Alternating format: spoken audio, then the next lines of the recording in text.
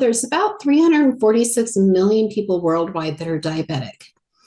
80% of those live in low and middle income countries, with about 37.3 million Americans are diabetic, and that equates to about 11.3% of our population. And that number is rising. We're up from 34.2 in 2020. Within that, we also have 8.5 million Americans that are undiagnosed. So they're not pre-diabetic, they're undiagnosed diabetics. And 96 million people are considered pre-diabetic. And that is up from 88 million in 2020. So that's 38% of our population is falling in this abnormal blood glucose, but not fully in that diabetic range. And the World Health Organization says 1 in 3 Americans will be diabetic in their lifetime, and deaths will double between 2005 and 2030. 90% of diabetics have oral manifestations of the disease.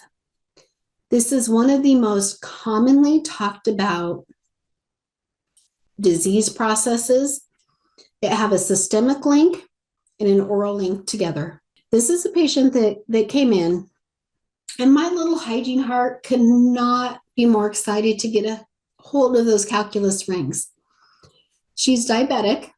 Her hemoglobin A1C was high 8s, low 9s. And she said, Jamie, I just can't get a handle on it. I don't know what to do. She hadn't seen a dentist in forever. And so we started talking about the correlation between the two. You'll see probing depths, everything bled, everything there is in red. We had to anesthetize to even do probing depths. And so fast forward, after all periotherapy was done, she came back. She goes, I thought you were completely insane when you told me it would affect it. I haven't changed anything else, and my hemoglobin A1C is lower. She recognized that correlation based on her education, based on that. Gingival tissues improved, hemoglobin A1C improved. Just one example. We educate our patients on the potential oral implications, the potential side effects of good glucose control versus maybe not so stellar glucose control, and how that affects their healing and their health outcomes. But let's plan for the best possible outcome. That can include some nutritional counseling.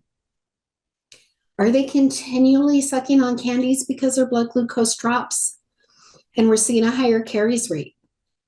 Is there a better source for that? Additional modalities as well. I don't think floss is the only answer. I am happy with the patient using whatever they can to get in between. I'm a huge fan of power brushes. I almost always recommend, especially for the good solid brushes, something like a Sonicare that they're going to be able to use and utilize. Same thing with oral irrigators.